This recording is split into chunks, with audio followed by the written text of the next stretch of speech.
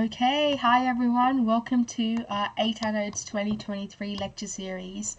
I hope you guys are all doing really well and having a wonderful term break. And I hope you've had a wonderful term 2 of year 12 as well. So once again, a very warm welcome to everyone from all of us here at 8 Notes. Let's get started today. We do have a fair bit to get through, so let's dive straight into it. Before I get started, of course, I'd quickly like to introduce you to the resources that we have to offer here today, and our mission statement to help you achieve the very best that you can. So you'll find that we have lots of free resources available today that you can access at our website, and they include study notes, so free study notes that are posted by your peers, by past tutors, and it's a really good way to consolidate your notes and add on to them. We of course have our lectures going on this week, so please try and come to and sign up for as many as that are relevant to you, and I'm sure you'll find them super helpful. Along with that, we have our discussion forums as well. It's a wonderful space for everyone to sort of come together and discuss their HSC lives. Along with that, we've got videos, newsletters, ADA calculators that will come into use, I guess, later down the track for you this year, and also articles that discuss study strategies and tips, and lots more that you can check out on our website. So go to adanotes.com in order to access that. Along with that, I will be talking about other resources that we offer in order to give you that extra bit of help if you are looking, if you want it, if you need it.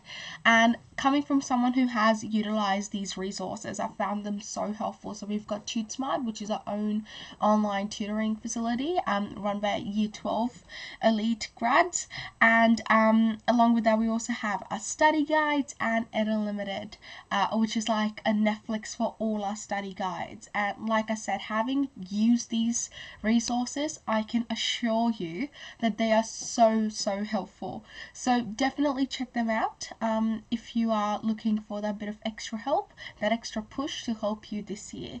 And of course, before I get into it, I'd like to extend a special thank you to our sponsors who have helped us organize these lectures, including La Trobe University, RMIT, Deakin, UTS, and Macquarie. So thank you to these guys for helping us organize these lectures free for you. So let's get started with today's content. Like I said, we do have plenty to get through. We will be, and I'll get to it in just one sec, we will be covering Module 6 and 7 today, so fair bit for us to sort of work through, but hopefully by the end of this lecture, you're feeling a lot more confident with the topics, and I hope you feel like you have a fundamental grasp on these ideas that you can hopefully build on later when you go through this content in class, or when you go about consolidating your notes. So let's get started. Now, of course, before I begin, I'd like to introduce myself. So my name is Aditi, and I graduated in 2021 as Dux with an ATA of 95. So I've done I've got band 6s in English Advanced, Extension, Biology, and PHPE. I've also done Chemistry and Maths 3 units. Along with that, I am currently in my second year of Bachelor of Science and Bachelor of Advanced Studies Medical Science at the University of Sydney as a Del Scholar. So I'm majoring in Medical Science and Political Economy. Other than that, huge Potterhead, love reading. That's my English side, love reading. And if you have any questions about any subjects, any university related questions, please feel free to ask, and I'll be answering them as we go. And so yeah, feel free to ask, of course, as many questions as you like about the content that we're going through today, and in general about biology, about HSC. I'm more than happy to answer anything. So today's agenda, like I said, is for us to recap Module 6. Then we will go through Module 7. So help you get a foundational knowledge for Module 7. And then we'll discuss study tips and exam strategies. Now, I'd just like to flag, I guess, as you're watching this lecture, definitely take notes. Obviously, it helps a lot with, trying to stay attentive. And again, I know, sometimes it can be so hard to sit behind a screen for 2 hours and be focused the whole entire 2 hours. Not the easiest thing to do. So definitely try to jot down things that stand out at you, ask lots of different questions, and I'm always happy to go ahead and, explain things in different ways. If one way didn't make sense, I definitely do that. So let's get started today by firstly revising our sort of big ideas from Module 6. So we won't go through obviously the whole Module 6, but we will be revising the big ideas and the key concepts so that we can then go on and spend a lot more time going through Module 7. So, as you would hopefully by now be familiar with it, this is what the HSC syllabus for biology looks like. You are studying effectively 4 topics. The first one is heredity, followed by genetic change, infectious diseases, and non-infectious disease and disorders. So, since generally most schools sort of stick in that order of Module 5 to 8, I'm assuming that most of you have done Module 5 and 6 and are now going to start 7, or that would probably be the majority of us. If you haven't, if today is your first time having a go at both Module 6 and 7, in case the school has done 5 and 8, just try to follow through the best you can. Please ask lots of questions, and I'll try and break everything down so that we to those of you who have done it, you are building on your knowledge, and to those who haven't yet had a chance to do it, you can again start to build our foundational knowledge that you can take along with you into term 2, term 3 for year 12. So let's get started. So we're starting off by firstly looking at Module 6. So the first dot point of Module 6 is asking us to look at mutagens. What are the different types of mutagens, and what mutations do they cause?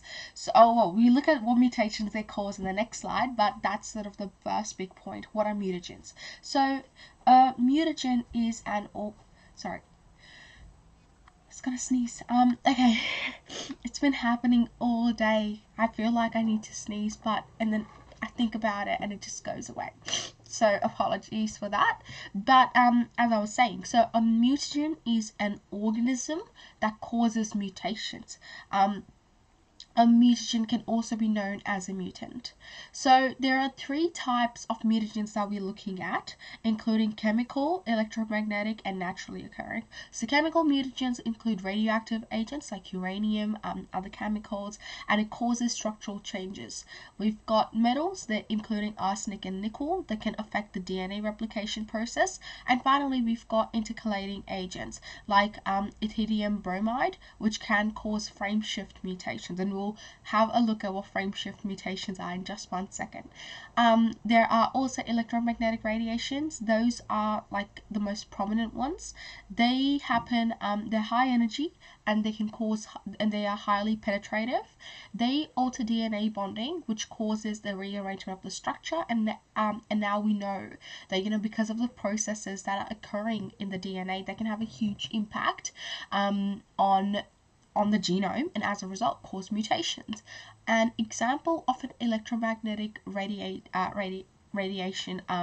mutant is UV light. So radiation from the sun can be super harmful in high doses, and as a result it can cause pyrimidine dimers. So that is when you would have the bases sort of, and actually there's an image here. I was trying to explain it with my hand, but I'm pretty sure I've got an image here for us.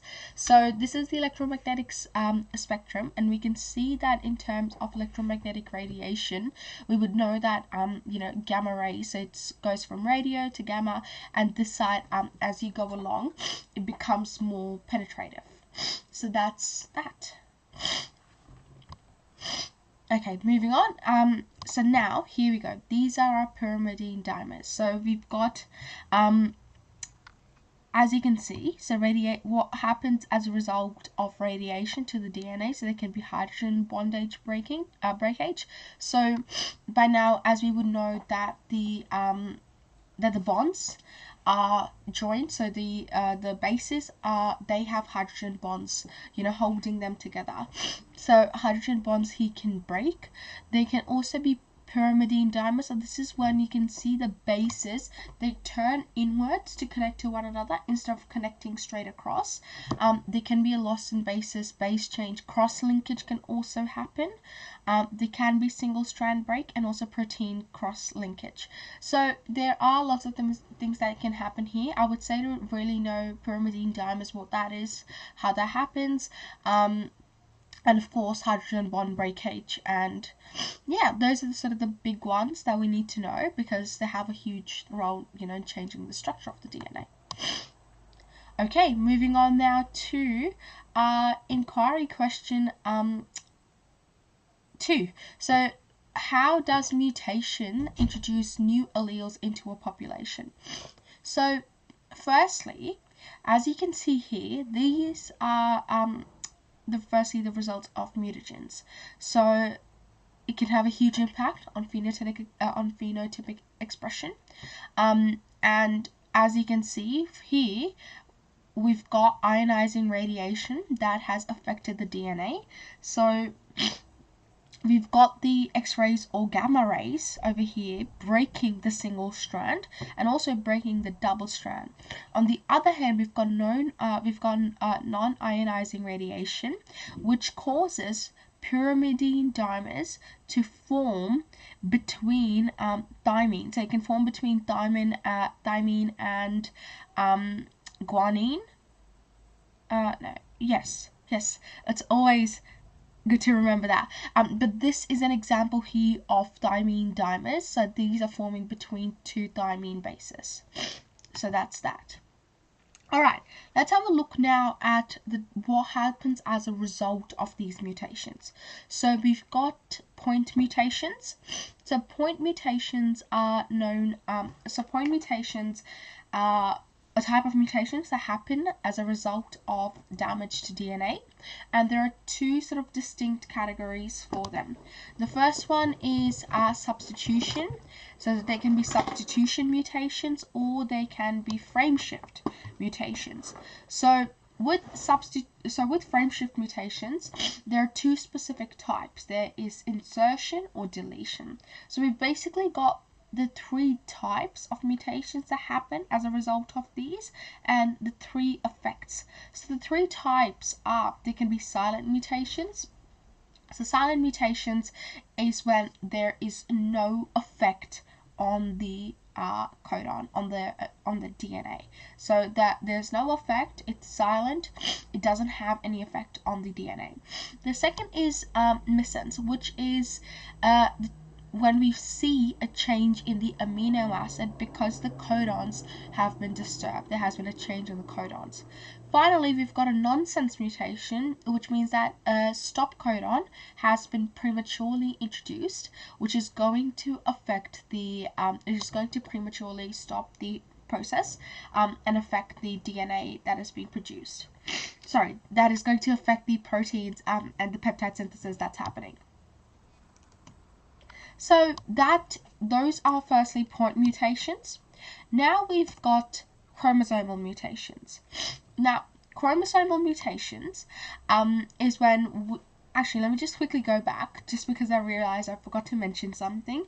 So with point mutations, that's the big category. So there are point mutations, but there are two types of point mutations. There's substitution, when a base has been switched out, and then there's framework, when either a base has been inserted or it has been deleted.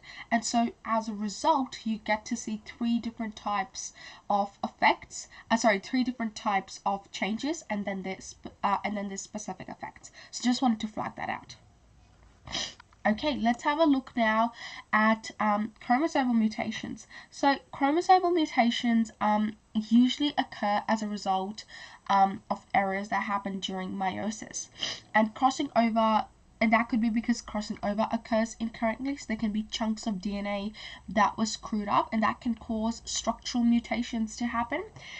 We can also see sister chromatids being incorrectly separated.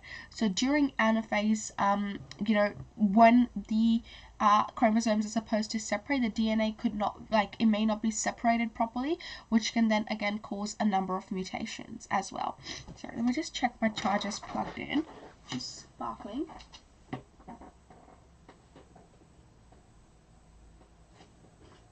Okay, all good. Alrighty, just making sure. Yep. Okay, perfect. So let's now have a look at the effects of it. The effects are usually severe because now we've got issues, within the DNA happening at a bigger level, like it's happened during meiosis, and it is going to affect the phenotypic expression, but it's also going to affect their gametes. In some cases, it can affect their gametes as well, depending on what the mutation is. So there are 4 types of structural chromosomal mutations. They include deletion. So deletion is when a chunk of that chromosome has been deleted, as suggested by the name. There is inversion, when a part of that DNA has been inverted inside out. We also have translocation, when a part of the DNA has been misplaced. The chromosome has been displaced. And finally, we have duplication, where a part of the chromosome has been duplicated. So those are the 4 types of structural mutations. And if you've got mutations in the number of chromosomes, which can again happen if we've seen if it's happening during meiosis and it affects the separation of the strands, there can be mutations in the number of chromosomes. And there are 2 main types. There's aneuploidy and polyploidy. So aneuploidy is when the overall number of chromosomes of the offspring differs to that of the parents. So, for example, in Down syndrome, the individual has 47 chromosomes instead of the usual 46 chromosomes, and that is because they have 3 copies of chromosome number 21. So that's aneuploidy. Then we've got polyploidy, which is when an organism contains more than 2 sets of homologous chromosomes. So, for example, triploidy is a condition in which the fetus has 3 copies of every homologous chromosome instead of 2 copies. And that is obviously going to have a severe effect, on a large number of genes. So, we've got, as I've introduced you earlier to TuteSpot, here are some examples of, for example, little guides to looking at mutations, and these I tutor biology here at TuteSpot. I tutor biology, PDHPE, and English Advanced, and this is one of the examples of how we like to deliver our content. Obviously, we have a very similar sort of structure.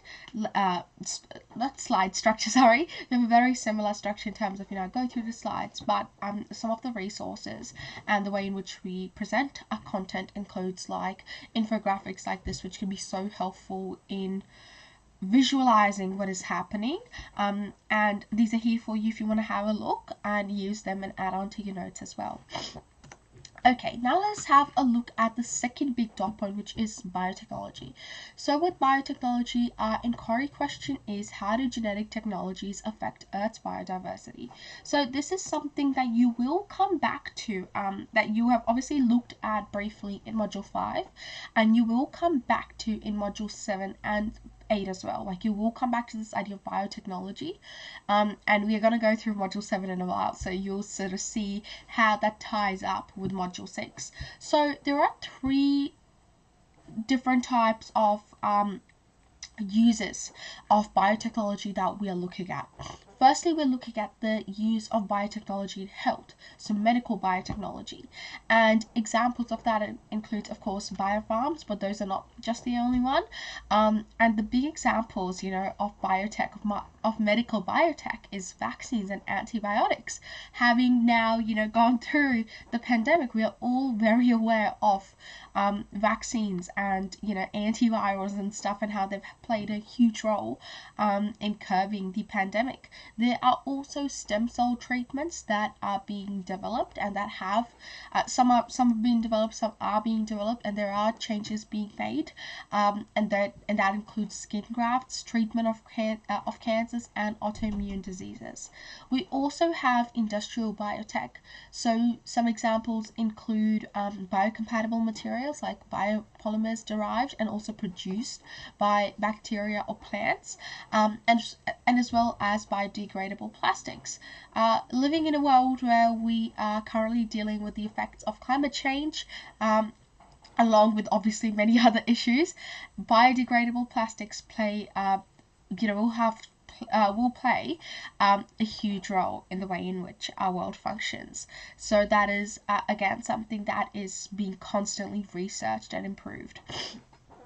We also have the use of enzyme biotechnologies and processes like fermentation and food production that once again play a huge role in making industrial processes more efficient.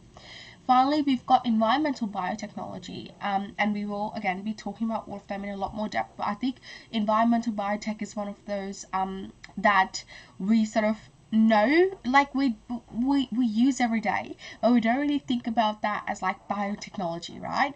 So we've got bioremediation, which is development of microorganisms to help clean up pollution. And we also have the use of genetically modified crops and organisms in agriculture that is being used to better suit a changing environment. And that is something, for example, BT cotton, corn, are bananas, Cavendish bananas, all genetically modified. So it is something that we obviously that we interact with every day, use every day, but we may not actually consider it biotech. So here are the three different types of genetic technologies that we will be looking at in this module. You will see that in the syllabus some of them are specified, so the ones that I've highlighted in pink there for you, those are the ones that are specified in syllabus, but of course you still want to know examples of the others as well. So we've got reproductive technologies including artificial insemination, which is used in the livestock industry. We've got in vitro fertilization, so IVF, which is a fertility treatment. And finally we've got artificial pollination, which is used in agriculture. So these three are reproductive technologies. Then we've got cloning techniques. And cloning techniques include firstly whole organism cloning, so it's used widely in livestock industry. I think by now we would all know Dolly the sheep. So Dolly the sheep is an example of whole organism cloning. There are many other out there now. Another one is Injaz the camel. That was a camel in the Middle East that was cloned. We also have therapeutic cloning, which is happening in medicine, again a field that is still being researched and explored. Finally, we've got gene cloning, which is happening in both medicine and industry. So like I said, the ones in pink are the ones that are highlighted in the syllabus, so you definitely need to know those. And the ones in blue, of course, are extra examples that I still think you should know, just in case you get a question where you don't want to keep talking about one thing and you can bring in other relevant examples. And the syllabus also says including but not limited to, so it's a good idea to have some extra examples up your sleeves. And finally, we've got recombinant DNA technology. So that includes gene sequencing, which is used in medicine and research. It includes transgenesis, which is also used in agriculture and biotech, gene therapy, ELISA, and CRISPR, which is used in medicine and is a molecular tool. So here I've got an example for us. So we've gone through the content, and now let's have a go at adapting it to this specific question, which is from the 2019 paper, the application of reproductive technologies in plant and animal breeding limits genetic diversity. So to what statement is this statement correct? A question like this, to what extent you need to specify what your what your opinion is. You know, you have to say to a significant extent this is true, or this is not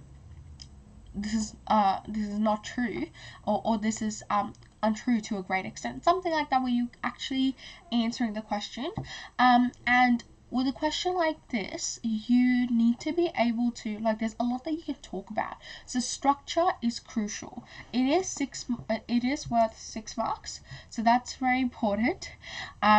So structure is crucial, and organizing your points to sort of come back to this big idea. Almost think a bit like an English essay, you know, you want all your evidence to link back to your main thesis, to your main contention, your main argument. So kind of going through that structure. So let's not be scared. Let's now have a go at how we would structure this. So if we've got a question like this, I would obviously want to have an introduction that gives me definition of you know, reproductive technologies and how they are being used in plant and animal breeding, and evaluation, right? So that is the part about how they're being used. Evaluate it for me, and through that, answer to what extent do you think this is true. Then in your body paragraphs, you are giving me examples and arguments to link back to your main contention and prove that, hey, you are right. And here I might talk about 2 specific technologies. So for each one, I will define what they are, describe the give a brief outline of how they work, an example, and then comment on does it limit genetic diversity. So I have to give examples of reproductive technology, because that is what the question is asking me to do. The question wants to know if the application of reproductive technologies in plant and animal breeding limits genetic diversity. So I need to give examples to back my point up here. And finally, we want a conclusion that ties everything together and reinforces your evaluation. So here you link back to your body paragraphs. Again, like in English, you're signposting your themes. That is kind of what you're doing here. So that is that. Let us now move on to Module 7. There's a lot going on here. I'll just flag that out before we get started. So we'll take it nice and easy. I want you to take it nice and easy, and we'll work through this together.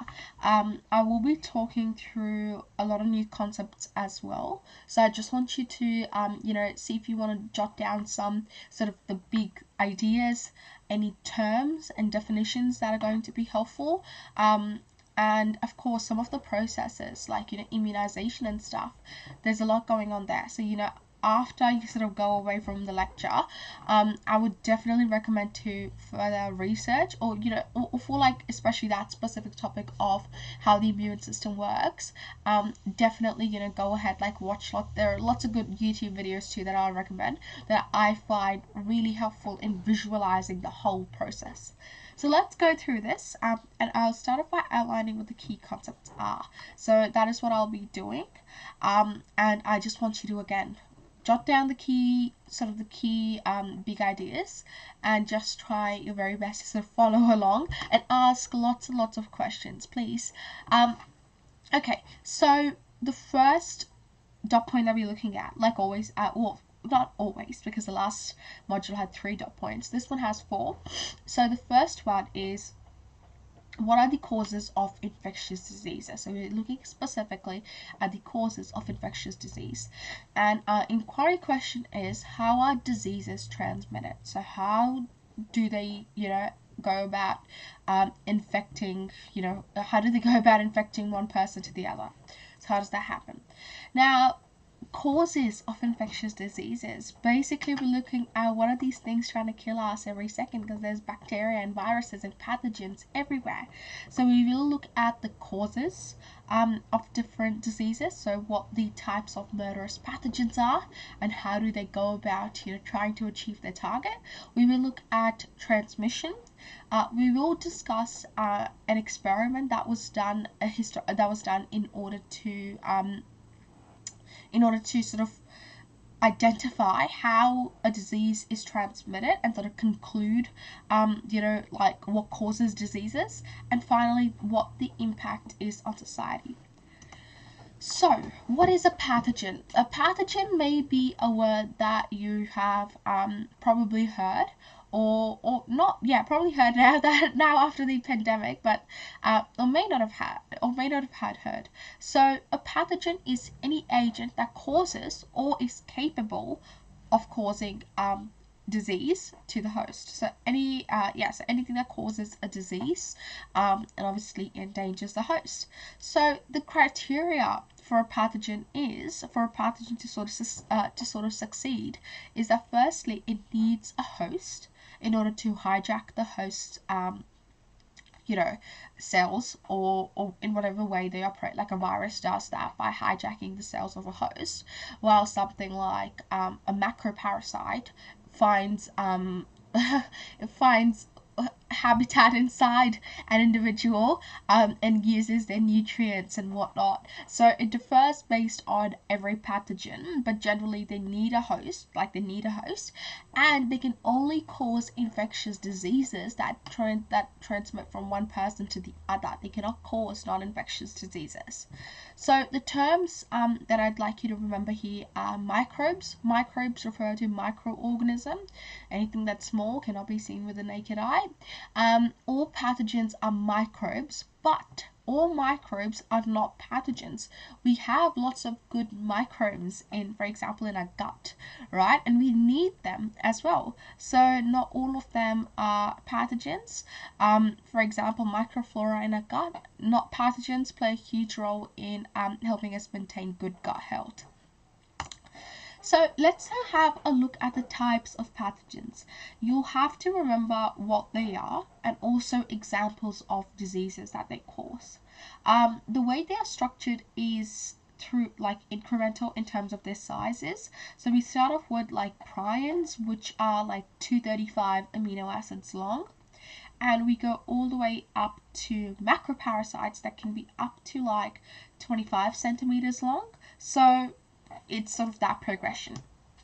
So prions are proteinaceous infectious particles, and they are abnormally folded protein, transmits misfolded protein state to other cellular proteins, and an example of this is the mad cow disease. We then have virus, so they're non-cellular, and they're basically a nucleic acid. Then you've got the nucleic acid in a protein envelope, and they replicate inside living cells. So what they do is they bind to the host cells, they gain entry into the host cells, and they've got mechanisms that help them do that. And once they're inside the host cells, they hijack processes, and in the case of COVID-19, for example, once it gains entry into the host cells through the use of enzymes in its enzymes on its surface, it gains entry into the host cell and hijacks protein synthesis in order to then control the cell. And if it does that, and I don't want to go into too much detail, but basically, if it that has caused ARDS, which is one of the leading causes of death from COVID-19. So that's like a respiratory disease. So that's how it works, and generally all viruses do that, but obviously differing based on the virus, it differs. So with SARS-CoV-19, the SARS is the virus that causes COVID-19. SARS also caused the first coronavirus that happened, I think, in 2006 and there are other also diseases that it has caused, like the MERS virus in the Middle East. Okay, so an example of that is measles, right? And of course, COVID-19. Bacteria. So bacteria is single-celled prokaryotic organism. It reproduces by binary fission. So hopefully we all know what binary fission is from Module 5. And it secretes toxins, invades cells, and forms biofilms. An example of this is Salmonella. Then we've got protozoa. So now we go into eukaryotic organisms. So single-celled, it's a eukaryotic organisms, and it basically absorbs nutrients from hosts. It secretes toxins, invades cells, and forms biofilms as well. An example of a protozoa is malaria, and we will talk about malaria in like 1 second. Finally, no, actually we've got two more to go. So we've got fungi, which is eukaryotic. It can be multicellular, and it reproduces by spreading spores. An example of a disease thrush. And finally, we've got macroparasites, which are visible to the naked eye, and they can include ectoparasites, those that live on the organism, and also endoparasites that live within the organism. So things like ticks and tapeworms are an example of that. Okay, so malaria. You'll have to investigate, and this is in the syllabus. So you'll have to investigate the transmission of a disease during an epidemic. So there are a couple to choose from, including like Ebola is another one, but you can sort of choose any, but I've chosen to go through malaria today because it's a really popular one that's really interesting to, I guess, research as well. So malaria is caused by a protozoa, and specifically it is caused by the Plasmodium protozoa. The Plasmodium protozoa is found in the gut of the Anopheles female mosquitoes, and it transmits via vector transmission. So it transmits when an infected female Anopheles mosquito goes ahead and bites a human, and from there, so once they've bitten a human, you've got a mosquito bite.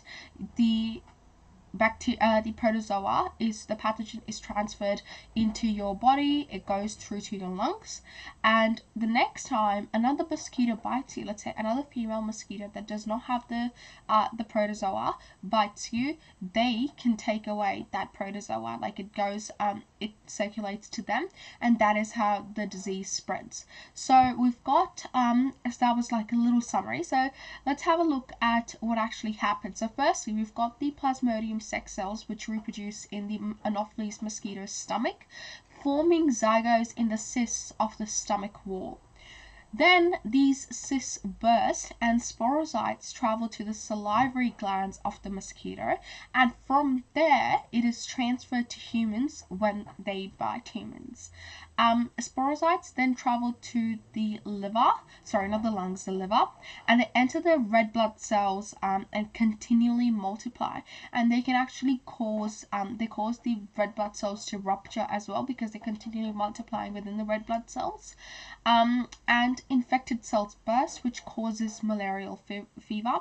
And finally, the cycle continues when the human host is bitten by a mosquito, which passes those mature Plasmodium cells back to to the mosquito. Because what happens is once you have been infected with malaria, the Plasmodium protozoa, it stays within your body, so you can't get rid of it, which is why people see like relapses of malaria, because it stays, it's hard to get rid of, but there have been treatments for it, but now the Plasmodium protozoa has become quite what's the word? It has actually become quite resistant. It has become quite resistant to to antibiotics. No, it has become quite resistant to the treatment, and so as a result, that treatment is people still use it, but it actually is not as effective as when it was first delivered. So you can see in the diagram over there, we've got let me get a pen. I really love using a pen. Hopefully you can see my screen okay. So we've got, okay, here we go. So we've got the transmission to the host that happens here, and then those sporozoites, those are sporozoites, they go straight to the hepatocytes, to our red blood cells, and they affect our red blood cells in the liver. From there, they do mitotic replication. So they are replicating ridiculously fast in the red blood cells, and as a result, our liver cells rupture, and those myosites, which are now mature, they are released. Once they're released, what happens is they undergo sexual cycle to produce gametes instead, and you can see here, so they're producing gametes within the human body. So you've got the ring, the trophocyte, schizocytes producing the gametes over here, and then it ruptures again, lets it out, and then from there, once a mosquito bites that human, it goes into the mosquitoes, and the gametes mate, they undergo meiosis, they migrate through the midgut wall, forms oocytes, and oocysts, and the sporozoites develop, and the cycle starts again. So with all of this, you can clearly see the way in which it continues to sort of circulate, and it is hard to get rid of. It is a disease that it's hard to eradicate, because firstly, we've got vector transmission by mosquitoes, and then even after you've got the disease, it remains in your body, and that is why people get relapses, malarial fevers, because it gets not reactivated, but essentially, yes, it comes back up, and as a result, the cells start multiplying again, and then they bust and they cause malarial fever and so on. And we will talk a bit about what happens when we look at prevention and stuff later on in the dot point. But you don't need to know in that much detail. You kind of just want to know what I've got here in the dot points for us. All the sort of the terms here, that's just me going into a bit extra detail, because I personally find it very interesting, and I think it's interesting to sort of understand what's happening at the root levels, but you just have to know what the main points are and how it's transmitted. Just because you can get questions which are asking you, how does a named disease transmit and affect people? Obviously it's going to be worded different, but something like that, and that's when you want to be able to name a disease and go through the steps of how it infects everyone.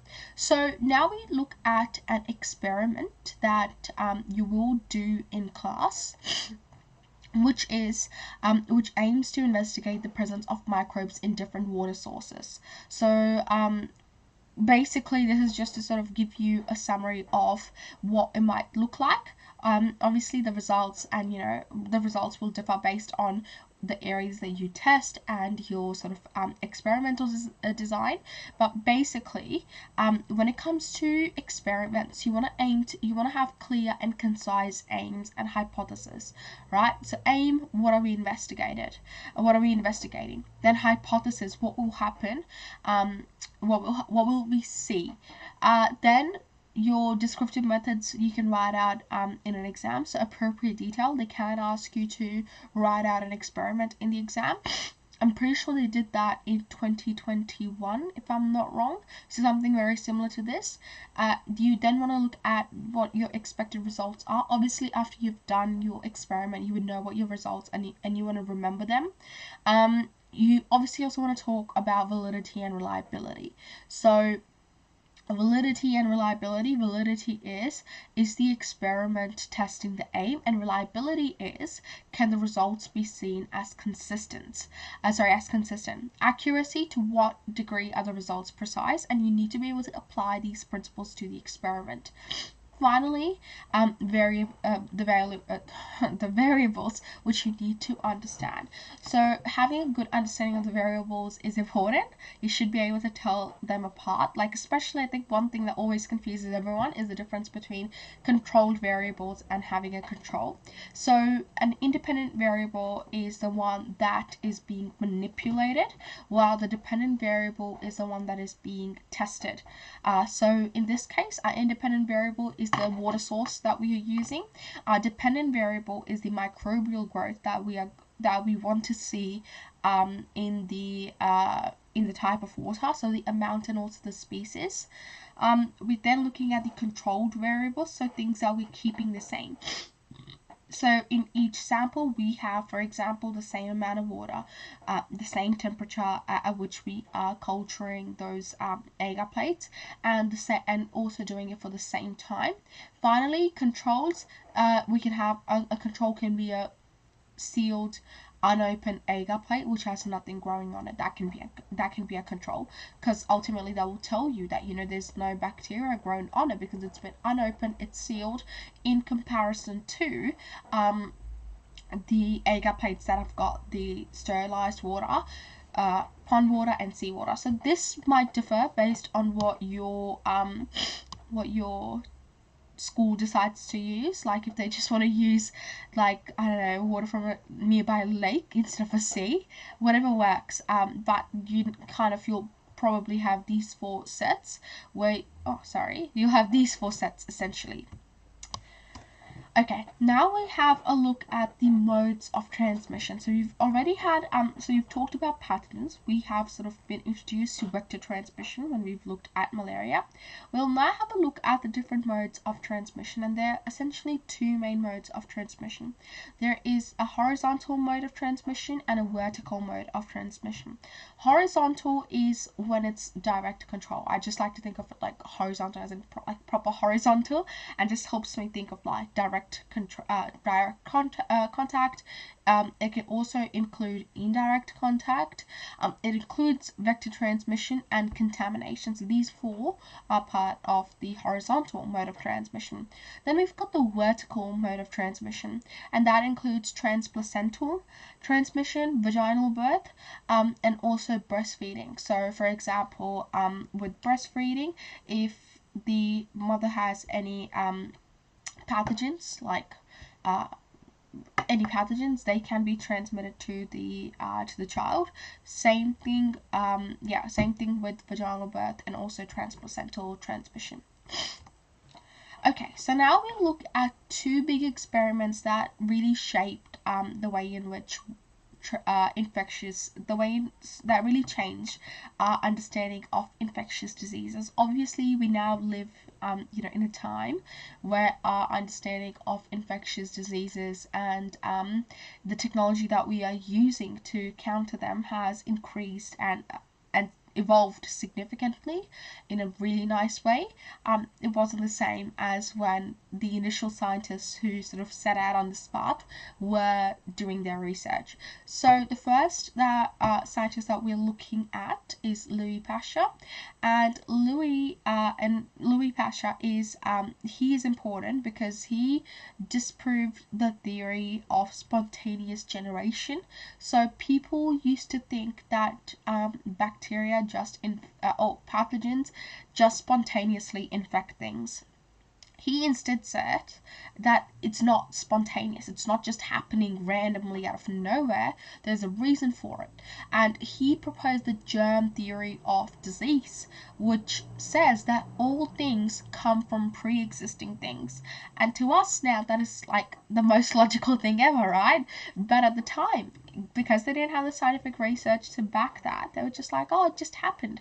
It can just happen. But he said, no, it is happening because it's coming from something that's pre-existing and that has contact with whatever it is that is being infected. And he shows that through his swan-necked flask experiment.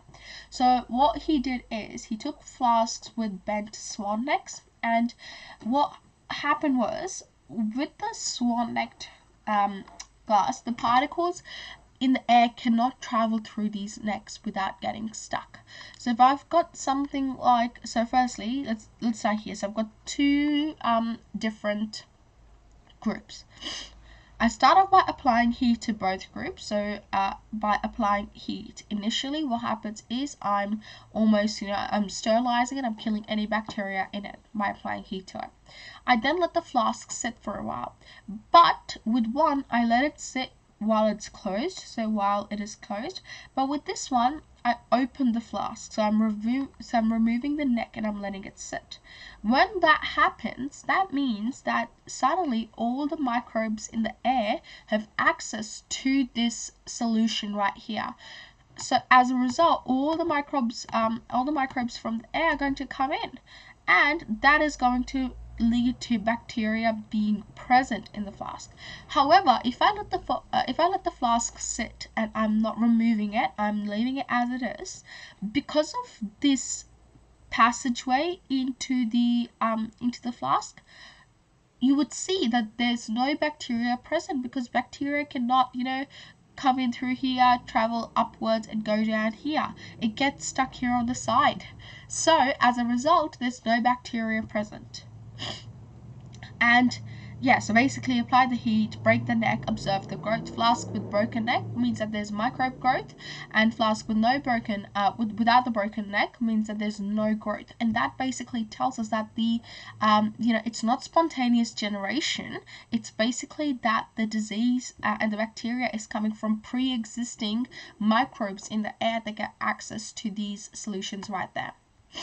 Okay, next we look at Koch's postulates. So this is where he developed a procedure for isolating and identifying microbes which cause disease. So he wanted to sort of see what is whether or not it is microbes that are causing disease. So what he did was, in all organisms with the disease, he says that, let's logically work through his steps. He said that in all animals that have a certain disease, there are going to be microbes present that are going to cause that disease. Those microbes can then be isolated and they can be grown in pure culture. So if I've got postulate 1 where the same microorganism, so I'm trying to prove the same microorganisms are present in every case of the disease. So the symptoms are the same. More than likely, there are going to be same microorganisms that are infecting these organisms. So here, my potential microorganism is the Anthrax bacilli. So what happens is I'm going to isolate that microorganism and grow it in a culture. So how do I isolate it? I isolate it from a dead from a tissue of a dead animal, and I make a pure culture, so I grow it in like an agar plate in my culture. Then what I do is I take the culture and I take the microorganisms from the pure culture that I've grown and I inoculate that into a healthy, susceptible animal, into another animal. Not the most ethical thing to do, but hey, that's what he did. So when we inoculate a healthy organism with a pure culture, it develops the same symptoms as the original organism. Because it's got those same symptoms, right? What that tells us is that ultimately it's that same microbe is causing that disease. However, what we do is we isolate and regrow that microorganism from that newly infected organism, and we do the process one more time. And so if same, then we realize that, hey, it's that microorganism that is causing the disease. So like I said, not the most ethical experiment, but that is how he was able to prove that microbes are causing disease. So every time you see similar symptoms, more than likely it's the same microbe. Okay, so we've already talked about this, but I'll just quickly go through this again because it is going to come up later. So direct contact, easiest way to catch the disease. You would know from COVID-19 from the pandemic. You know, no shaking hands. We did elbows. Even fist bump was like not recommended. Always elbows. And so that is because there's that physical contact that's happening. Then we've got indirect contact, and that occurs when pathogens can live outside of host cells. So pathogens live in the environment after being spread. So something like influenza, where the pathogens are in the air, like after someone sneezes or coughs, the particles are in the air, and that can easily cause and someone can easily contract that. There's vector transmission, so insects like like mosquitoes and ticks, which cause the Lyme disease, they can pass on the disease. And finally, contamination. So pathogens can be harbored in food and water, and there's abundance of nutrients because there's abundance of nutrients in food and water that encourages growth. With vector, we talked about transplacental, so the fetus can get a disease from the mother via the placenta, and examples of transplacental transmission include HIV and herpes. Vaginal birth, because there's microflora present in the mother's birthing canal, that can be passed on to the child during birth, and examples include sexually transmitted diseases. And finally, breastfeeding, so fluids and nutrients can potentially pass on infectious diseases through the milk to the child. Okay, so now we're sort of slowly starting to venture into the process of what actually happens, and we will talk about immune system very shortly, which I think most of the time people love talking about, like that's their favorite bit in module 7, and that's fair, right? Because it is a really amazing topic. So let's now start thinking about how adaptations are occurring in the host, and also that are occurring more specifically in that is more specifically occurring in both the host cells and also the pathogens that facilitate entry and transmission. So entry first, there are cell wall degrading enzymes that the pathogen will have that are able to degrade the cytoplasmic membrane of the host cell. They can also have toxins which damage host tissues, and also they can disable the host immune system. They can also have effector proteins. So effector proteins are proteins which are secreted to help pathogens to enter the cell and suppress their host's defenses. And with the case of COVID-19, effector proteins are used in order for the cell to sort of get into the host membrane through like fusion. Obviously there's so many different proteins involved, but that's one of the ways in which it happens. Also, the pathogen can be adhesive to the cell wall of the to the cells of the host, and that can help them colonize the tissues. Finally, we also have extremophile pathogens, which can help survival inside the host cells. So now let's look at transmission. So firstly, protective covering, we've got bacterial capsules and viral envelopes. Reservoirs, they can allow long-term survival outside of hosts. So this is how they are basically these cells are basically protecting themselves while they're waiting to get into another host cell. So they, like I said, they've got protective coverings. They can't rest in reservoirs, so through that they can survive for a while before they gain a host. They can also use vectors in some cases, which increases transmission efficiency. So that, as we saw with the Plasmodium protozoa, and the vectors can help carry the pathogen from one host to another. Structural adaptations, so injection machinery like with mosquitoes.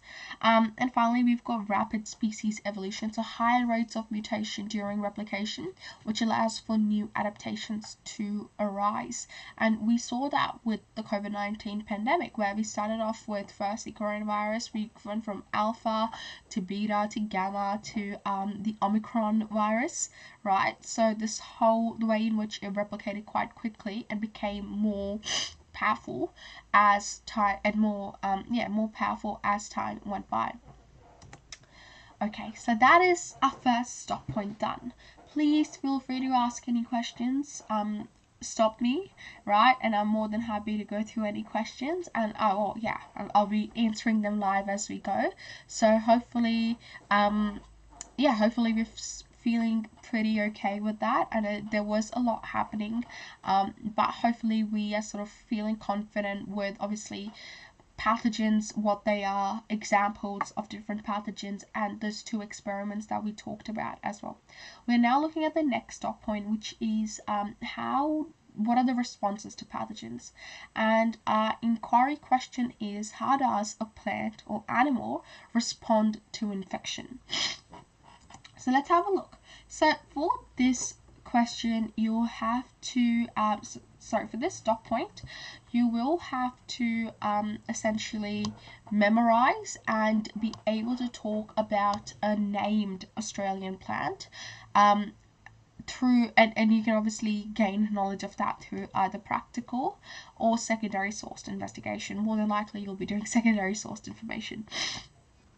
So here is an example for us. We've got a pathogen known as the myrtle rust, and the myrtle rust affects the Myrtaceae family of plants in Australia, including eucalyptus, bottlebrush, tea trees. So you're gonna know an Australian plant, a named Australian plant, and there are many out there, but this is one of them. And the description of this disease, well, the myrtle rust is a fungal disease. It attacks new growth, so shoot tips and young stems. It is recognized, and the symptoms include the small purple spots, or small purple spots that have bright yellow spores. Also, it spreads by releasing spores like fungal pathogens do. It is found in New South Wales, Victoria, Queensland, and Tasmania, and the way in which the plant itself responds to this pathogen includes firstly by using its mechanical barriers like its thick cell walls, tough stems. It also uses secretory glands like eucalyptus oil, which is antimicrobial.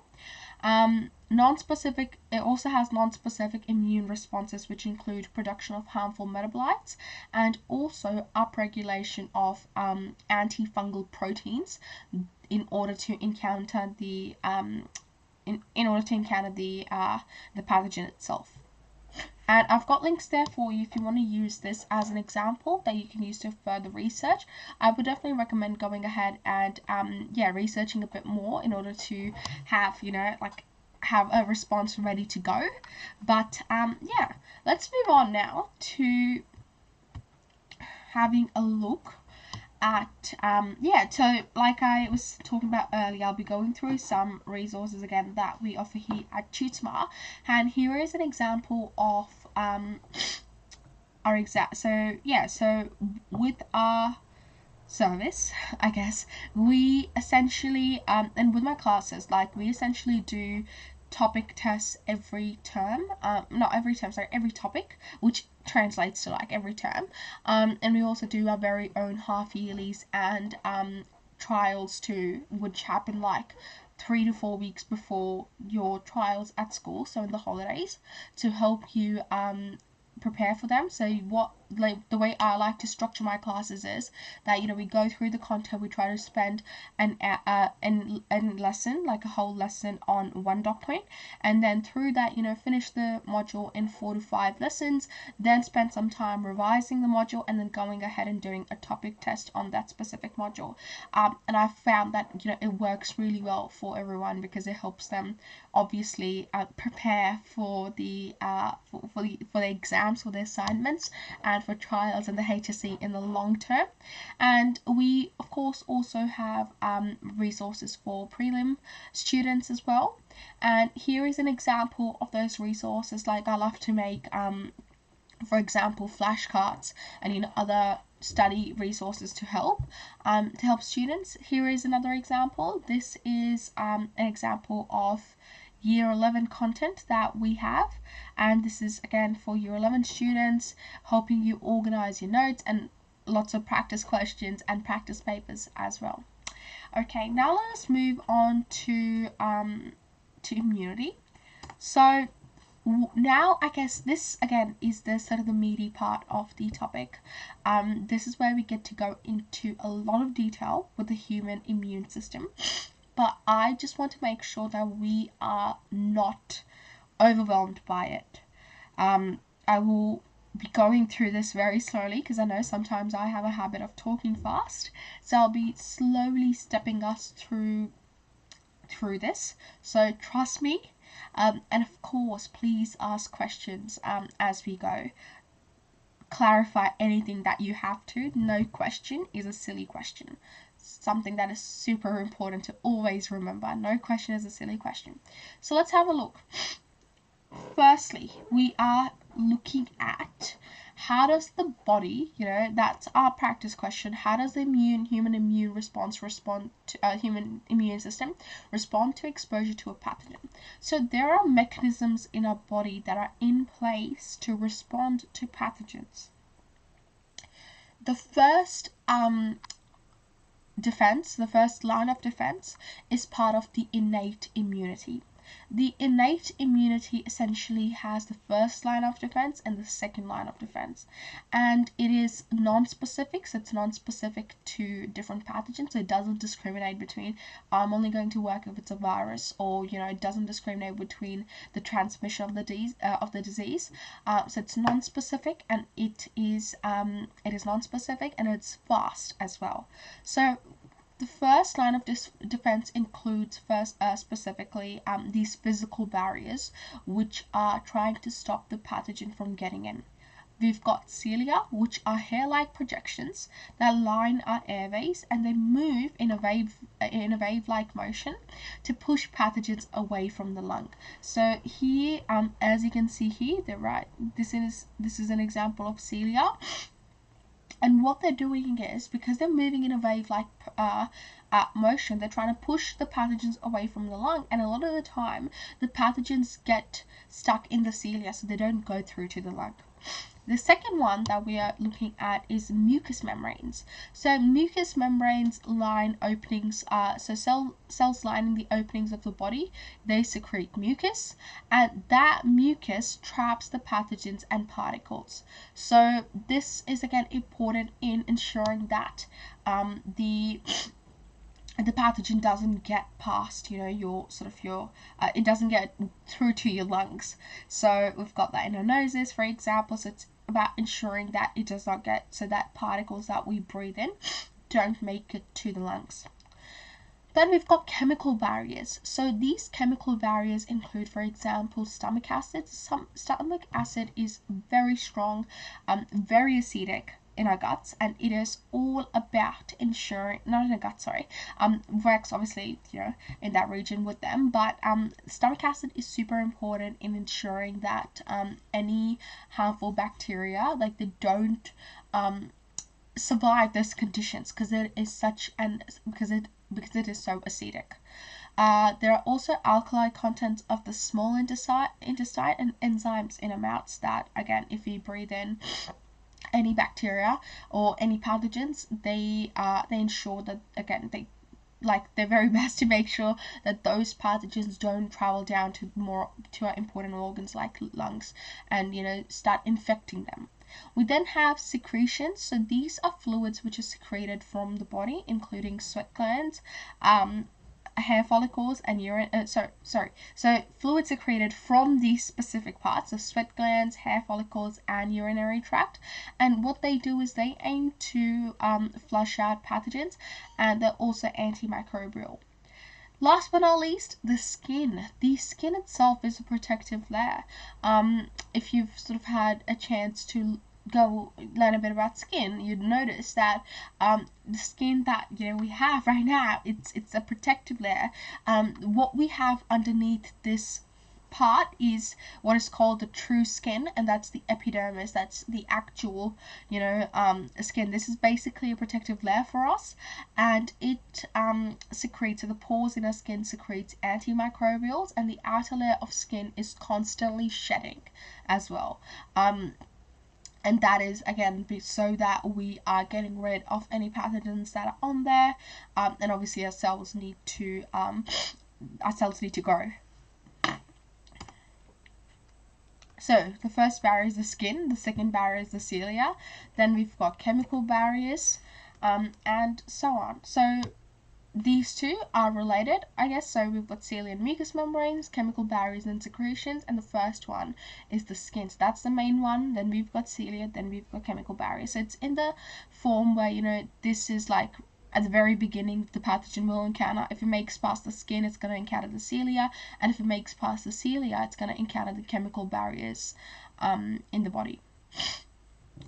Okay, so we now look at basically the first line of defense in a nutshell is that we've got the body's mechanical barriers. Here's a pathogen trying to get in, let me in, but it's finding it hard. But obviously we know that they do tend to make it in sometimes, but most of the times the mechanical barriers do a pretty good job of protecting the body. The second line of defense is also part of the innate immunity, and the second line of defense is it includes 4 specific things. It includes the lymph system. Firstly, so the lymph system produces the white blood cells, and these white blood cells are crucial for majority of the immune response, and they're basically networks of tissue, and there are networks of tissues and organs which help to rid the body of toxins. So we've got cervical lymph nodes, thoracic duct, the thymus right there, the spleen, the pelvic lymph nodes. So all of these tissues and organs that are working together to flush out toxins and waste from the body. Secondly, we've got inflammation. So inflammation is basically swelling. So when there is the dilation of blood vessels and infiltration of inflammatory cells at the site of infection, and that causes heat, pain, redness, swelling, and acute loss of function. So there are 5 cardinal signs of inflammation: pain, heat, redness, swelling, and loss of function. That's the last one. And that generally doesn't happen. It's usually sort of this, depending on obviously what the injury is. Okay, we then have the second line of defense, which is, the third part of the second line of defense, which first is phagocytosis. So this is definitely a term you want to remember, phagocytosis. So phagocytosis involves special white blood cells, including macrophages and neutrophils. And what they do is, what phagocytosis includes is, these specific white blood cells change their shape to engulf a pathogen. They basically eat up a pathogen. And they do this, and then they destroy them using acid, and lysosomes play a huge role in this process, because lysosomes, as you would know, generally are responsible for the waste and disposal. So they play a huge role in actually. Firstly, we've got from here. So what we see is that the special white blood cells here, for example, a macrophage, goes ahead, it captures the pathogen right there. From there, it takes the pathogen into the body, and then we see these lysosomes come across, and they come through, and they use acid to destroy the pathogen, and through that the pathogen is destroyed, and then it is dispersed from the cell right there. So that's phagocytosis. Then we've got cell death to seal off pathogens, and this is known as apoptosis. So this involves the cells, which are this time macrophages and lymphocytes, lymphocytes, which completely surround the pathogen, and then they die. So they form a cyst, and that cyst is filled with pus, and through that they block pathogen movement and also block the nutrient supply to the pathogen, which is obviously helping the pathogen, and that causes it to die. So as you can see here, so normal, that is a regular cell, but now it's condensing. So they're basically once they've got their pathogen over here, they're basically completely, they've surrounded it, and they have, and if it is filled with pus, it's forming a cyst, and through that it is killed, and it leaves these fragments here. So this is apoptosis right there. So now we've gone through two very important ideas, the first and the second line of defense, and both of them are part of the innate immunity. With that, we will now look at adaptive immunity, but an adaptive immunity is basically the immune response. The first two, obviously the immune system plays a role, but we don't actually see the key players of immune system in innate immunity. They come through in adaptive immunity. So if you were to compare with innate immunity, firstly, innate immunity is always there. Your body, those mechanical barriers, they're always there. They're not, sort of phasing in and out. They're always there. And it includes this first and second line of defense. Specificity is that it is non-specific, so it's not specific to a disease. For example, your cilia is not only going to move when it sees a specific disease, it's non-specific, and it aims to stop any disease from coming into your body. The response rate is rapid. This happens quite rapidly. Phagocytosis, apoptosis, these processes are happening rapidly. Is there immunological memory? So for example, do those cells remember, okay, this is how we have, for instance, killed these cells? No. So that means that it does not have immunological memory. And so the keywords here are always to remember innate, right? So it's innate, it is constant, it is non-specific, there's a rapid response, and most importantly, there's no immunological memory.